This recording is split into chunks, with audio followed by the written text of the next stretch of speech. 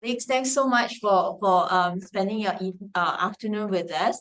And I'm Julie. So I have the team here, Michelle, Peter, and Nas. As they come forward, they will talk a bit about themselves. But we collectively we represent the work that is from the Center of Lifelong Learning and Individual Cognition. CLIC is a research project on cognitive flexibility of adolescent, and we focus on the school team. So what we're going to share with you, the title looks very big, making sense of the brain and the learning sciences. It's from a series of work from our research work in CLIC, but it is also part of our effort to continuously engage teacher. So we have been translating a lot of our research work to engage the teachers. So we thought we could put together something to share that really bridge research and practice. So if you are here expecting very research intensive conversation, that might not happen this afternoon, but we'll have conversation to see how the brain science research and the learning sciences research can really translate to something that impact the classroom and how we can engage teachers in this continual conversation. Okay, so without much ado, I'm going to bring on Nas to start off the first set of the mini lecture. I will start this first bit of the lecture talking about some findings in education neuroscience and brain development that can inform teaching practices.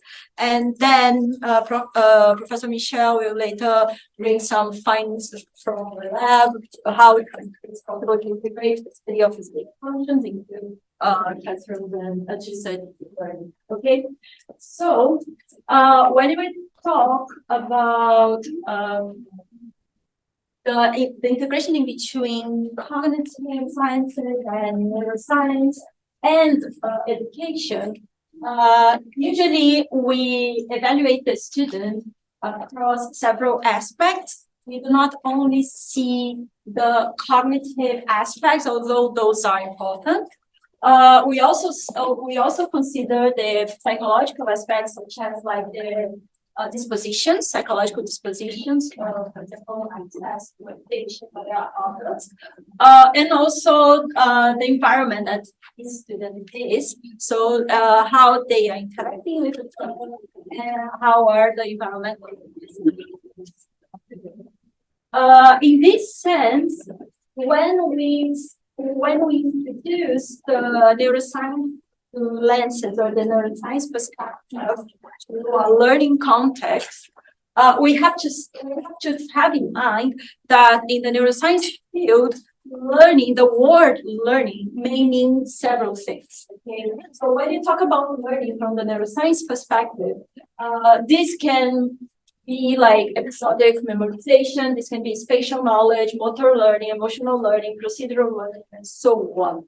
So it's quite important when we are considering a neuroscience study to delineate what is the scope of learning that you are talking about, because learning can mean several things. But in overall, when we bring neuroscience to an educational application, we also have to consider the psychological theories and then integrate this into the function, so we can have this interchanging between the neuroscience, the underlying neuroscientific mechanisms that are supporting the psychological theory or not, and how this can inform. So also, while you're learning, we have to have in mind that a person needs changing throughout life, and because of it, the brain is also changing. Okay, so when we consider brain development, our brain is the first organ to start developing since we are in our mother's belly, and it's the least organ to stop development. So there are like some research findings showing that our brain just stops development after 30 years. We still have an intense process, what we call myelinization, which is like the maturation of the myelin sheath that we call covers the axon and so on, that will influence how the brain areas interact with each other and also influence someone's behavior. Okay, so usually when we talk about brain development, we have to our brain development usually starts from the back of the brain. That it's where you have the sensorial areas, both like visual system, and then afterwards you go here to the temporal areas, which are where there are the auditory systems and so on. And finishes, or at least like it's the least mature, just at the late stages, you have the maturation of the what we call prefrontal cortex. That is the brain area mostly involved in higher order brain function, which involves like behavior regulation, it involves executive function, it involves metacognition, and so all those higher order behaviors that are mostly involved in learning and other behaviors. Okay, so that's how I speak to pass the question. Okay, so in this sense, we have. So in this sense, we have our brain not only working in silos, okay? Our brain, it's working, our brain areas, they are working all together. Although they are specialized, they are interconnected with each other. And to have this, when having this interconnection working properly, we have the integration of what we call hard and soft skills that you can see like in some publications that like encompasses some broad behaviors, such as like when we talk about soft skills, we are talking about motivational and emotional influences that are comprising the social behaviors of someone. And when we talk about hard skills, it's where we talk about those skills that are responsible for someone's reasoning and problem solving overall, and execution of daily tasks and planning and so on. This is what we call executive functions.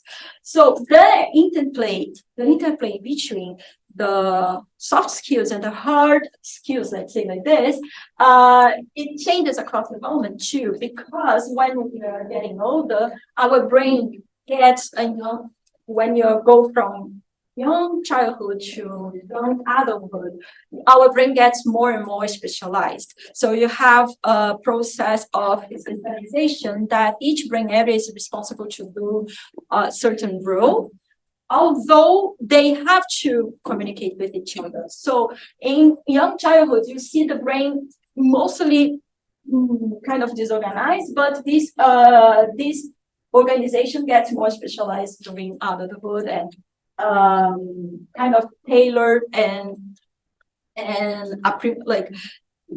improves the soft and the hard skills. So in this sense, our executive functions, while we grow, they are skills that we develop for life, and also they are very important for learning. So if we have to explain executive functions in a very simple way, we can think of executive functions as the air traffic control system. So if you get a student or if you get a learner, and you think of the person's brain as an airport, and our thoughts and our decisions as the airplanes, our executive functions are the skills that we have to manage the planes to land at the airport, okay? So while the student is managing their planes, it means that they are using their executive function skills. There are several studies trying to characterize executive function skills. Up to now, we have a compilation of studies that agreed that we have three main executive function skills that are the working memory, inhibitory control, and cognitive. Those executive function skills, they change throughout life. So I will not read this everything, but this is just to give you a broad overview of how this is, all our executive functions, working on the control and cognitive flexibility, they have subtle differences when you consider young child, young as 3 years old, And when you compare to adult, for instance, so usually children overall, they have less cognitive resources to deal with more tasks than when compared to young adult. So that's why for young children, you have to scaffold the task, because then they can break down in smaller tasks, and then they can accomplish what they need to. And all those functions, they are important for the children to learn how to accomplish successfully those tasks and to develop further during later ages. And although those executive functions, they can be characterized as separate, but they are also highly interrelated. So there are like several developmental research showing that while you have young children, you have like a broad executive function construct that encompasses and includes all those three. But then while you get older, those executive functions are more separable. Okay. And the executive functions, they are very important to develop also our social skills, because there are some research showing that our executive functions are needed when we are dealing with others and when we are engaging in interpersonal relationships. So for instance, when we have children engaging in social play, there are some research showing that children's executive function while engaging in social play is important for them to successfully interact with their peers, because they need to learn how to take turns. They need to learn how to change if their colleagues are asking them to do another task. They need to learn how to hold the objects they have in a scenario, so holding memory the objects they have in that scenario. So these are all those executive functions. The social play, the situation of social play, it is a situation where they can exercise the executive function skills. And in this sense, also it is well known that the prefrontal cortex, it not only helps with our hard skills, our executive function skills, but it helps with our self-regulatory skills and with the need to regulate complex human relationships. Okay. So sometimes it's quite hard to see executive functions in school because the concepts are abstract, but it is abstract because it's hard also to measure executive functions from an assessment perspective. Because when we are measuring executive functions in cognitive science or cognitive science, we use usually tasks that are abstract, so we can try to isolate each of those executive functions. And also the task, it's considered difficult because we have to get the opportunity to see all this broad spectrum of behavior. So the participants do not get the full marks. They do not get all the right responses. So we have to have some sort of level of difficulty to let the participants, to challenge the participant. Cannot be so easy, neither too difficult, okay? But executive functions are everywhere, and students are recruiting the executive functions every day. And we need our executive functions to do something that is not done just by mistake.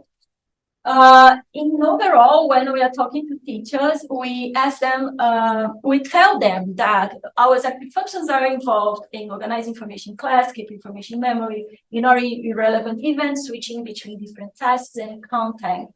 And usually we give those ideas, or at least like some hints, to prime them on thinking and executive functions in their everyday practices. So, for instance, trying to minimize factors for the students. It's important to pause and check on students whether they are understanding well the lesson. If not, try to break down the lesson more so they can have like a better pace on understanding, helping them to put relevant information together. And most importantly, we also stress that it's important to prevent cognitive load, so we give time to the student to process the information. So when we do so, we can also adapt our practices to the student's needs and strategies. Well, now I will give the stage to Professor Michelle, so she'll talk about her findings in her lab and how she's studying it. Thank you. Thanks, Master. So I'm Michelle Ellison. I am a professor of cognitive science at the University of Cambridge Faculty of Education. And what we do in my lab, which is called Instruct, it stands for Implementing New Student Thinking Resources Using Cognitive Theory, is we think about how the cognitive system impacts our ability to learn. And I'm going to focus a little bit on cognitive flexibility, so one of the executive functions, and give you kind of a flavor of some of the things we do, which is try to understand, why certain connections exist between executive functions and learning. So Nasta talked about that there, executive functions occur all over the educational day and all of our lives. But what we're interested in is, okay, well, why? So there's this kind of strong, reliable connection, but what is that? So I'm going to also talk within that about how we measure cognitive flexibility from kind of a neuroscience and a cognitive psychology point of view. So I'm going to use quite an old study that came from my group a long time ago, where what we asked participants to do is they basically switched between identifying objects based on color versus based on shape. So I'll show you first what an item, which is a color item. So there's a big shape in the middle. It's either red or blue. And then there are two small shapes, it's red or blue, and it's either a circle or a triangle. There are two small shapes on the bottom. One is red, one is blue, one is a triangle, and one is a circle. And these things get mixed up with different kinds of combinations. At the top, we have a cue, which basically tells the participants what to match the big one with the small one. So in this one, it's color. Because we do this with children who are younger and who might not have great reading skills, we also did something, this is a little bit like a paint squiggle, and we used green because it wasn't a color in the study. So they had two kind of windows into what the cue is. So in this one, because it's color, you choose the small shape that matches on color, which here is the blue triangle. Then another side of items we have are shape. So I've given you the same possible big figure and small figures. The only difference here is that we have shape. And again, to help for those who aren't great readers, we used a square because we don't use square in the task. And what basically happens is we had 4 sets of these items. One set is all color, another set is all shape, and then the third and fourth sets are a mixture of color and shape. So where we might have something like you do color, color, shape, shape, color, color, shape, shape. And the idea is by those combinations, we can look at how the kind of switching back and forth between color and a shape affects our performance, both in terms of comparing the sets where you're just doing one task versus if you're doing a mixture of tasks. And then within that set that has a mixture of tasks, we can look at when you're repeating the same task or when you're switching to another task. So we had this, but we also did something else to try to make a link to educational practice. We had the same analogy, but we did it with addition and subtraction. So here, the cue is kind of embedded because that's what we're used to when we see simple equations. And there's some randomness in what we did, but I've specifically chosen one. If you do the wrong computation, you get it incorrect. So I've given you example of 3 + 1 and 3 - 1, because there we have kind of analogous. If you're not actually doing the right computation, you get it wrong. So what I'm going to show you is some results kind of comparing those two, because Nasta talked about how a lot of executive functions are quite abstract. They're much like the example on the previous slide. What happens when you try to embed that into something that's a bit of an academic domain? What happens in terms of performance? So I'm going to show you some slightly complicated graphs, but I'll point out what's actually important. So the left versus right version, this is block. So this is comparing where you're doing all one task, which we call pure, or mixed, where you're doing a mixture of tasks. And the one on the right is the repeat versus switch trials. I'm not going to spend too much time differentiating them because there's a similar story, but I just want to give you a sense of what it is. This is just an overall speed at which you can do the task. So what happens with this task is its participants are pretty accurate, even in the addition one. So we don't necessarily always look at accuracy because it's not, a lot of people have an average accuracy of 95 to 100%. But reaction time is where we can see those really interesting patterns. And what's basically happening is as you go from the simpler, where you're not really switching, to the switching context, those reaction times broadly go up. They go up more for the harder task. So shape is actually a harder task, and so it's harder to switch. Sorry, no, I did it the wrong way. Jet lag, sorry. They go up more for the easier task. And what we think about that is that for an easier task, you get a benefit of doing the same thing over and over again, and it almost becomes automated. But when you have to switch back and forth, you disrupt that automation for the easier task. And the pattern is different for arithmetic when we compare the lower bars are the adults because they're just much faster versus the children who were in year 2 in the UK. They were 6 and 7-year-olds. So what we see when we look at arithmetic is actually for the adults, we no longer have these kind of costs of switching, which we call switch costs, but we still have that for the younger children. And in fact, it's quite marked that there's still quite a disruption when they have to switch. And what we think might be driving this is that with arithmetic, when you're 6 and 7, it's all new, it's all challenging, and each time you have to do a new computation, you're almost kind of starting over. It's really quite hard, and you see addition and subtraction as different things. Where by adulthood, following some work by Bob Sikler, what tends to happen is we have a sense of addition and subtraction are actually the opposite of each other. That's called the inversion principle, I think. For those of you who do numeracy education, you can tell me if I'm wrong. And what's potentially happening is that by adulthood, those two computations are actually the same, different sides of the same coin. So over time, with practice, with arithmetic, we no longer actually have to switch between addition and subtraction, where we definitely do it when we're little. Now, to give you a sense of what happens with switch costs across development, I'm going to use a paper by Stephen Reavers and Elizabeth Mailer from 2005. They had this kind of one of the first big online experiments that was sponsored linked to a program in the BBC, and they had tens of thousands of participants.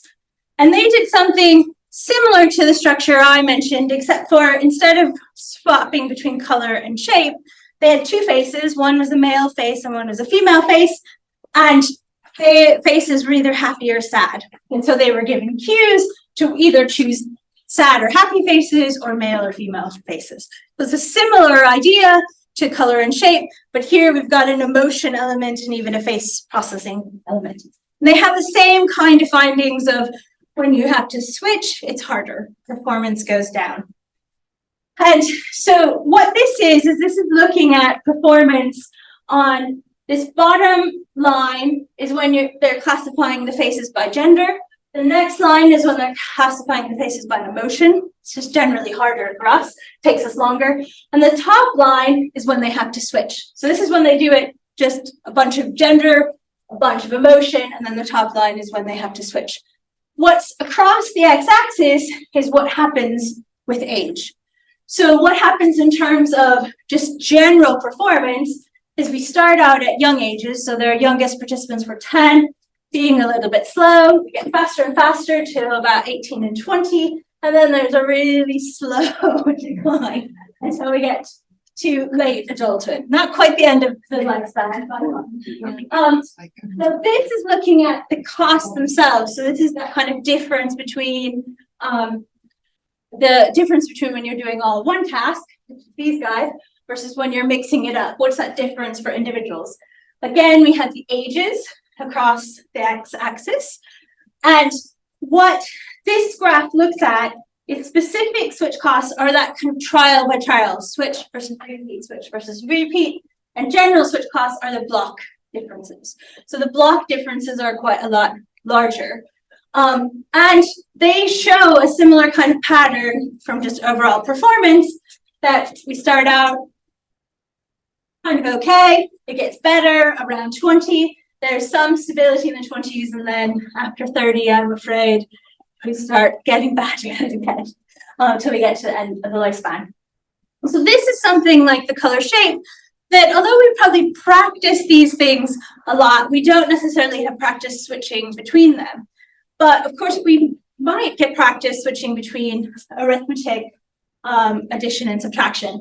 So this is a combination of a variety of studies that we've done in the lab. This is not published data, but just to kind of show you that this notion of kind of cognitive flexibility can be impacted in how we're actually dealing with information, how we're learning information. So the red line is that figure color shape task, and that actually stays fairly stable. It goes down a bit across development, but that's largely driven by younger children just are slower at responding overall. So when we look at kind of the proportion of related to their just generally how fast they are, this is a fairly flat line.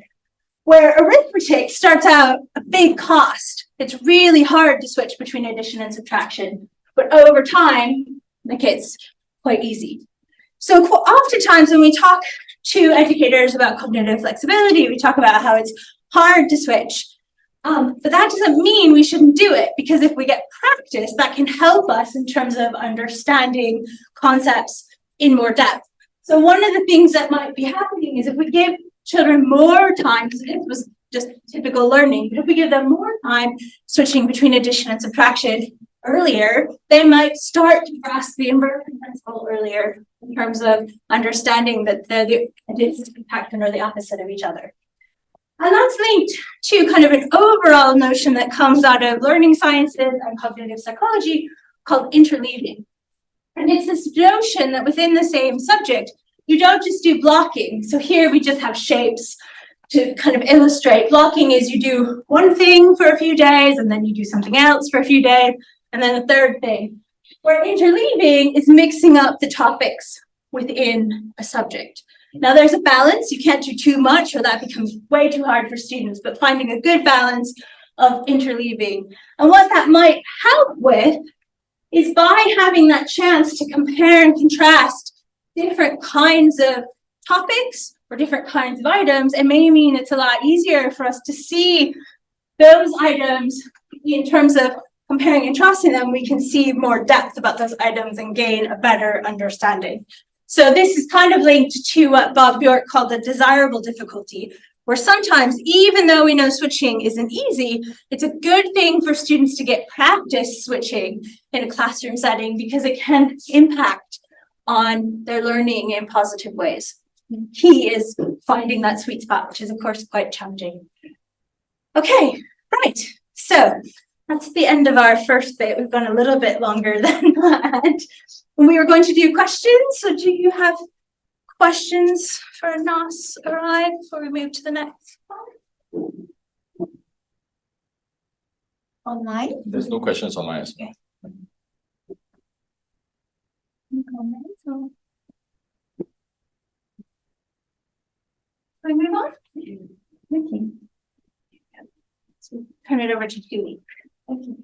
So when we were conceptualizing this workshop, we actually were expecting practitioner and teachers as well, but we are very happy to have our NIE colleague with us. So what I'm going to go through on to talk about is how do we then look at the evidence from the neuroscience research and what Michelle is talking about, and how does it translate to the kind of work that we do in classrooms. So Peter and I come from Office of Education Research. We come from Center of Research for Practice and Pedagogy. So our core work is actually doing technology design, doing pedagogical design, and going into the classroom and really observe, work with the class, with the teachers, right?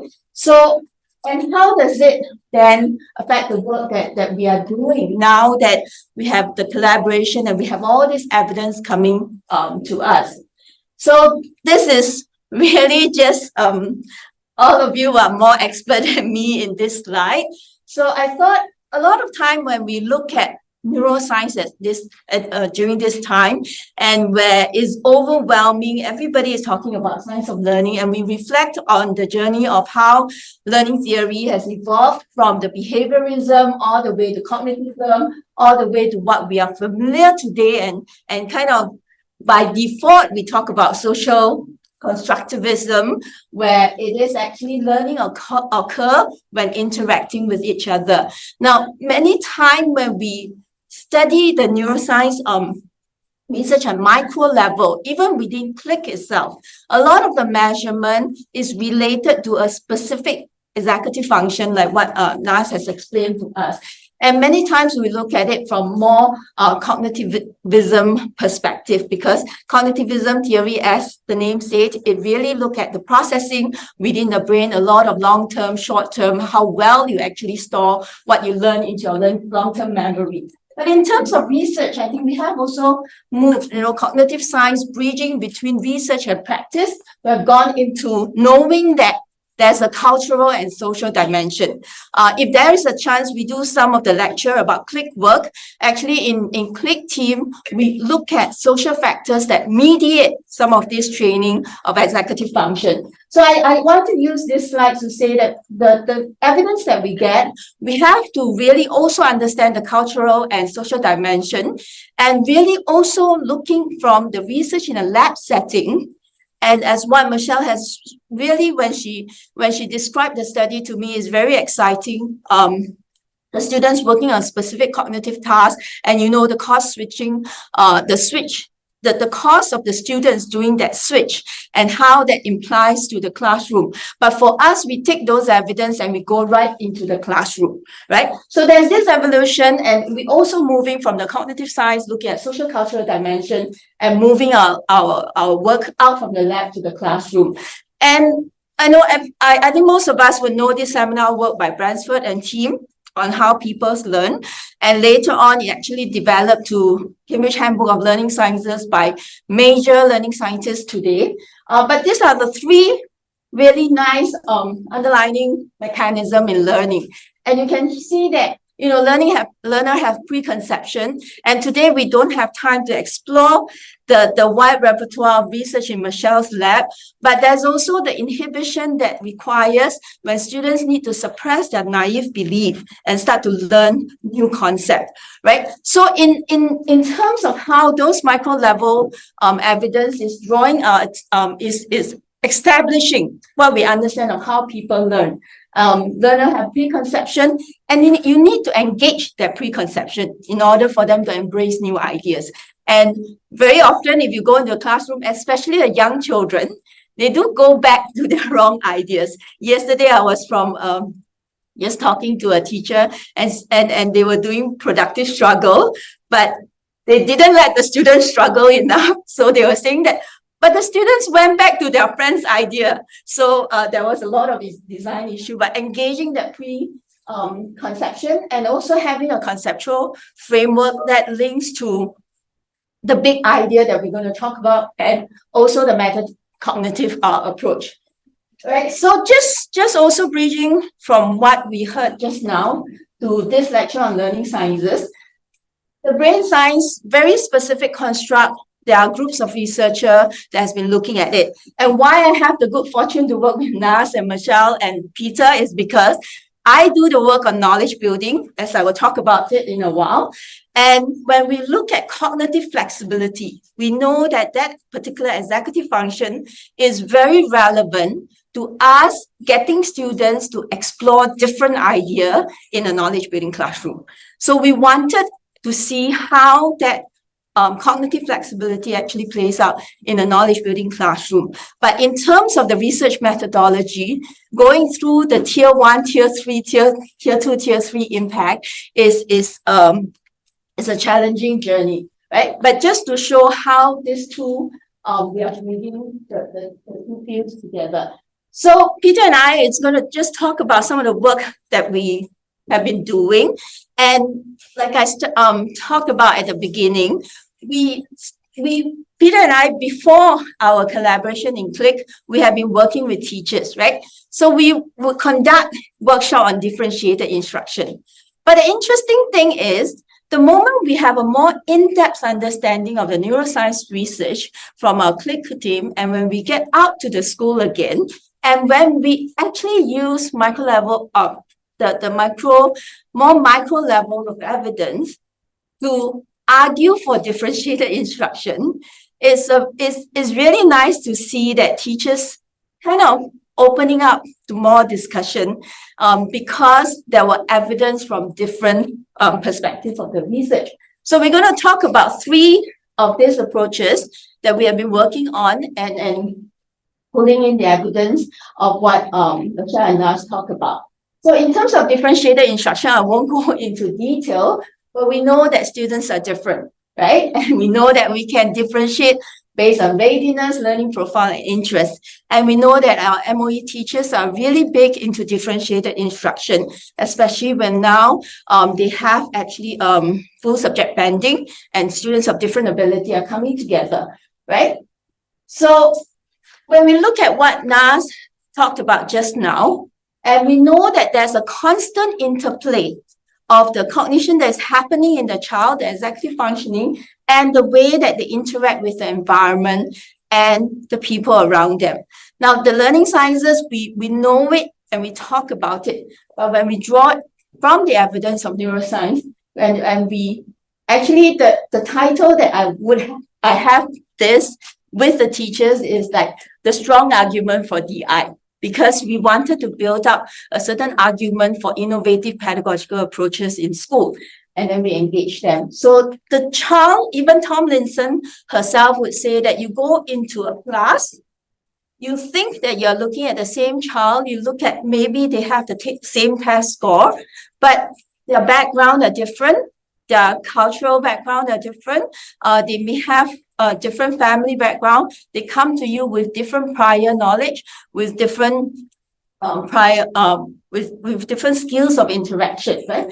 So and this individual and the child itself is not just what is in the brain, and is also what his or her emotional engagement and interaction with the environment and people.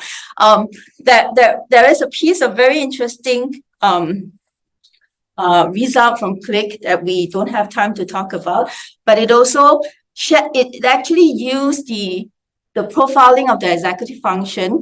I mean, we have the children cognitive flexibility indices, and we actually managed to profile the child in terms of their executive cognitive flexibility, right? So when we draw back to the learning sciences, I think the key thing is also what works in the classroom. And many times, even Tomlinson herself says that is the student agency. So when we look at the different ways of evidence that come across, that comes together to convince us on this differentiated instruction journey, and we actually leverage on some of these key terms that learning sciences are very used to using. Student agency, later on I'll talk about scaffolding. So this, I won't go through this, but this is really talking about DI, not just an approach, because you have different level of evidence propelling you to treat each child differently. So it becomes a philosophy, it becomes a way that you embrace your teaching method rather than a certain pedagogical strategy. The second thing on knowledge building, I'm going to talk about. Okay. So with knowledge building, and the pedagogy itself, we focus on students' idea, right? We focus on students' idea about sharing, about creating, about improving ideas. And we have a knowledge forum, which I have a video, but I won't play it to save some time for discussion. And we have a set of principles, right?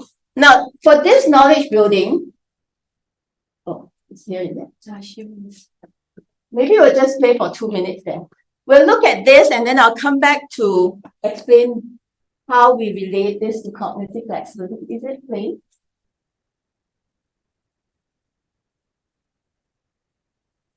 Just the first 2 minutes. So this is Knowledge Forum, a technology that we use to capture students' diverse idea in the classroom and to make it visible so that they can continue to work. This is a Knowledge Forum view. This is the lesson prompt. In this case, it is a question that anchors the entire discussion for all the students. It can be typed out as a post or uploaded as an image file. In this case, this is an image file that's created and uploaded as background for this view. There are also clusters of discussion. Here we see a big cluster of discussion, and here a smaller one. Now, this big cluster starts from this student over here. How we know this is because of these arrows. These blue arrows are automatically created when a student comments on another student's posts. So we see the different arrows that are gravitating towards this original post. Now, how do students discuss? It's using a unique feature in Knowledge Forum called the sentence starters. When students click on this button to post, they will be shown these sentence starters. These sentence starters are related to suggesting an idea, to maybe get students to elaborate on the idea, or students can add on to another idea, or respectfully disagree. They can also make connections between ideas and conclude ideas. Lastly, they can also take reflective stances on the discussion. So how this works is that a student clicks on a sentence starter and types down his or her idea and clicks contribute. For students, these sentence starters over here act as scaffolds for their thinking. According to the flow of the discussion, students choose the appropriate sentence starters to frame their thinking. Do they want to propose an idea? Do they need to provide new information, clarify, or perhaps take a more reflective stance? This thinking about how they think is related to metacognition. For teachers, both the content of the student's idea and their metacognition is made visible from students' choice of sentence starters.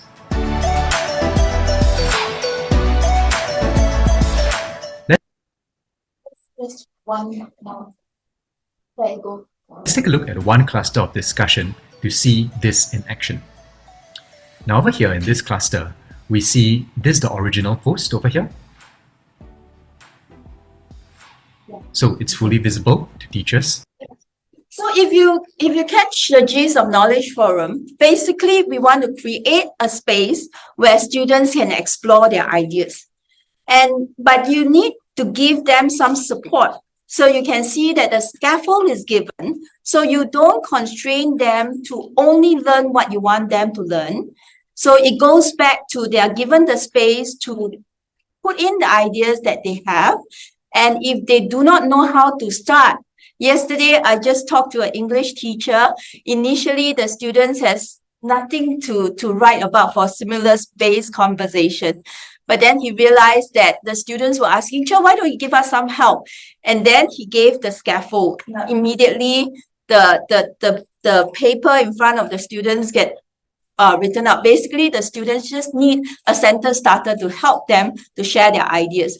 So back to this Knowledge Forum, it basically give a space for students to explore, but scaffold them so that they are contributing towards each other idea. So it's very much a social constructivist paradigm, and they try to deepen their understanding. So to give you one quick example, this is when the teacher has matter, material, heat, and density. So what the teacher says is that just share any ideas related to any 1, 2, or 4 of this topic.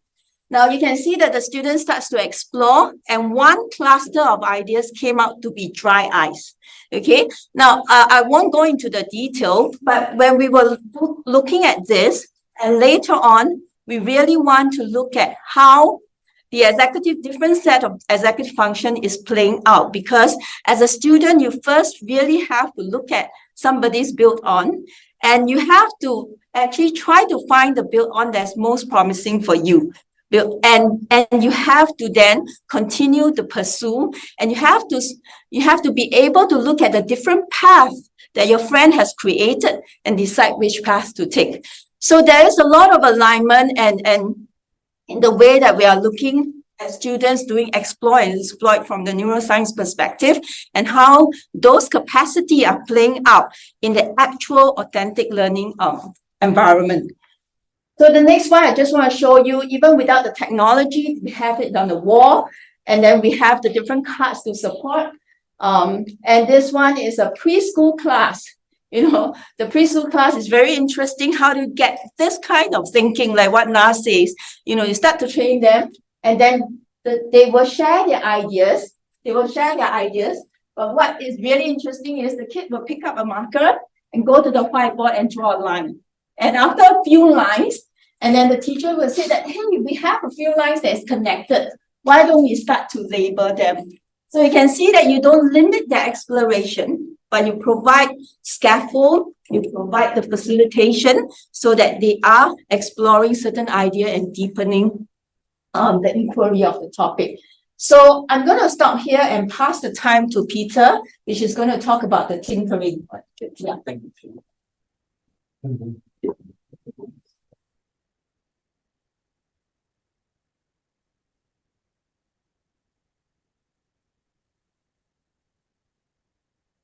I just want to share about tinkering. This is actually a work that we've done in secondary schools. It came about because we were thinking, how can we better engage lower progress students in science, in learning science better? And in the classroom and all that, in the textbooks and all that, sometimes the concepts are very hard for them to understand. So what experiences can we provide to them to enable to learn science better? And this is actually a collaboration that we had with the schools, with Science Centre, ourselves to think about tinkering itself. And then basically, I just want to run through what tinkering is. Tinkering, actually, we have sort of 5 basic principles in designing about tinkering activities. I think first, actually, is easy to start off. That means we try to engage with what you can say about prior knowledge. How can you engage students' prior knowledge? Because when they come to the classroom, they've gone through primary school and all that, surely there's some prior knowledge. How can we engage them, right? Second, I think we think about multiple pathways for them. When we do something, are there ways that they can do in many different ways, coming to the same end? So we think about multiple pathways that they can take. Third thing we also want to consider is that when we're doing these activities, the goal itself, they can set the goal. As Chili was saying about student agency, that means the students can set their own goals. How high, how sophisticated, how difficult they want their projects to be, they can set it, all right? And then another thing that 4 is construct and learn with peers. I think one of the ideas that we had was that learning itself is a social process, as we heard earlier, that executive functions is also related to our social processes and all that. Even how can learning be a social process? So these are some things that we really encourage social learning. And then also the last one is actually learning is iterative. We learn through iterative cycles. So instead of one shot learning, we go through multiple rounds of learning itself. So we get the students to actually experience failures, all right? So what tinkering does is that, I'll show examples of this here. Okay, what tinkering does actually, we get the kids to actually construct things, all right? So for example, this is actually a bubble machine, all right? So we wanted the students actually to learn the ideas of science like potential energy, gravitational energy, friction, speed, everything. So we challenge the students to think about how can they get a marble from the top to go down into the box in the longest possible time. Okay, this sounds easy, but actually it's quite difficult because they have to think through. Typically for this, actually it takes about 5 seconds, right? But we challenge them to think, how can we get it in 15 seconds? So what we did was actually, we gave them a variety of materials. That's what actually said was thinking, how can they explore the use of materials, right? So how can they use different concepts, all right? So again, in cognitive flexibility, you are thinking about how can our students switch to bring different strategies, to bring different concepts, different ideas. How can they use it in the creation of these marble machines? So I think, as you can see, I think the students are actually very creative. These are actually the low progress students, but they have to think of ways of how they can slow down the marble, building this series of rubber bands that they think will actually add bumps and then will slow down, all right? Or even they think about, hey, they realize that, hey, when the marble comes in, because there's a centrifugal force, it spins actually the marble many rounds and not before it falls. So actually they were thinking of all these different strategies. So what's interesting of this is that even through this cognitive flexibility, as a trying to get them to think, they were actually integrating different ideas of science. So it's not just learning science in a silo, but integrating gravity, they're integrating use of materials, they were integrating friction and the physics of how long marble should run, and all that. So they were actually all integrating all these different ideas together. All right. Another example that we had was actually designing a light maze. So we had a very simple task. We asked them, can you get a light to move from this source to the back of this screen? So we give them different materials for them to scale. Again, the idea is to explore, again, to exploit some of these ideas, and then even we give them different materials. So again, there's the idea of agency, right? And also I think we scaffold them because all these materials are actually, you can consider a scaffold because they help the students to explore ideas and get them to see how they could get the light to move to the back of the source. So these are some examples of exploring work, of tinkering work, right?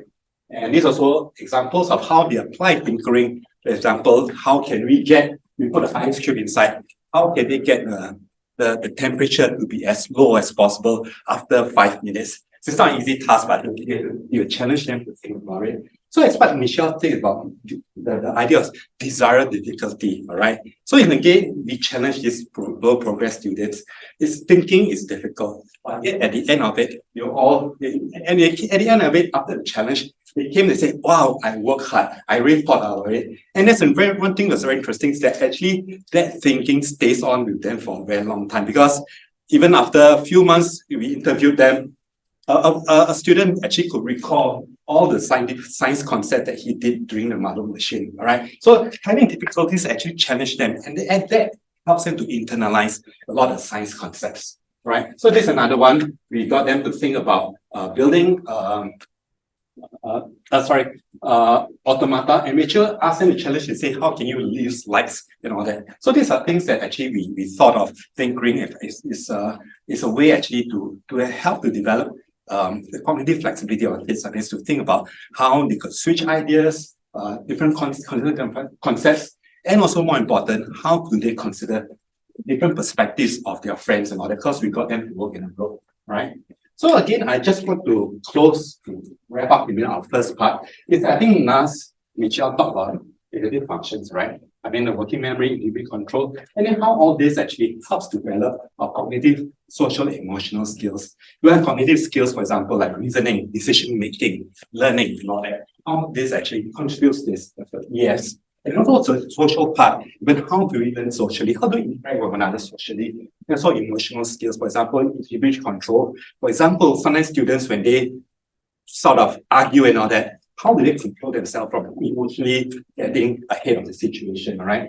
And then also, again, all this also adds up to what Julie and ourselves, all our 3 different activities about DI, about AF, about tinkering, the idea of student agency, right? As Nats was saying just earlier, was that actually all learners are different, all right? Because of development, because of exposure that we have, we all develop differently. So it means that we need to think about the role of student agency. And those scaffolds, what are the things that we can scaffold students, all right? Materials that we can give, headers that we can give, how can we scaffold them? And then also lastly, the community of learners. So this plays a very important part because we are all in the learning sciences, and the community plays a very important role in learning. And then, of course, about our DI, knowledge building. And I think this part actually is where an environment, the interactions that we can design for our students. Right, okay, thank you very much.